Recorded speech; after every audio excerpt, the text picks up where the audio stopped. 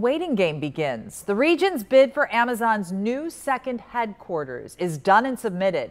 We know Greater Cincinnati is competing with 100 other communities across the country. The prize would come with thousands of high-paying jobs. So the big question lots of people are asking, what would it mean if Amazon does pick our area? Not on your sides, Tom McKee has been covering this story for months now, and I'm just going to pose that question to you, Tom. What would it mean? A lot of people asking what if today. It would mean 50,000 jobs. If there was complete build out of everything they want to do here, it would be 8 million square feet of office space, an investment of $5 billion. That's billion with a B. Pretty intense stuff. Over how many years, Tom? It'd be about a decade, 15, and maybe even 15 to 17 years. So it's not going to happen right away if we would get it. It would happen gradually over time, just like any other project of this magnitude would be. So sustained growth, but the question is, can Cincinnati and the tri-state handle that influx in terms of housing, in terms of infrastructure? What's your take? Well, certainly we were talking, a story we did tonight at 6 talked about the idea that transportation-wise, the Cut in the Hill is already crowded every single day, morning and afternoon commute. It might get a little more crowded. But one of the guys we talked to basically said perhaps people would start working from home more. Maybe they'd adjust their schedules or work schedules. They'd make it work somehow for a prize this particular big. I talked to about the workforce.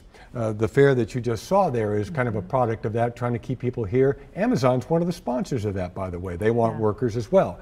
But the jobs we were talking about here, $100,000 salary and benefits. It's not your warehouse jobs, it's salary and benefits. It's engineering, accounting, software development, IT work. Do we have the talent pool?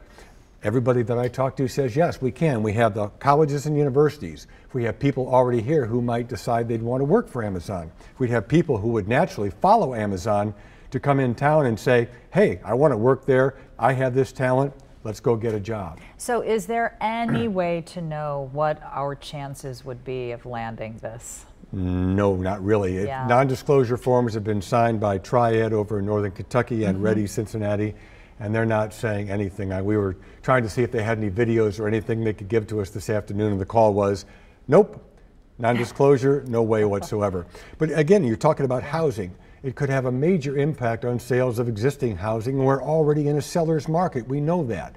Apartment-wise, they might have to double the number of units they bring online every year, which is about 1,000. Rents, well, rents could go up 6 to 7%. They've averaged about 3 to 4% right now. New housing construction, they'd have to double the amount of new construction they do right now, and it would mean a lot of extra work for the people that supply the home building industry, the cabinet makers, the appliances, that sort of thing. So a domino effect. Yeah, and also one more thing is that during the housing recession, a lot of the building trades just disappeared.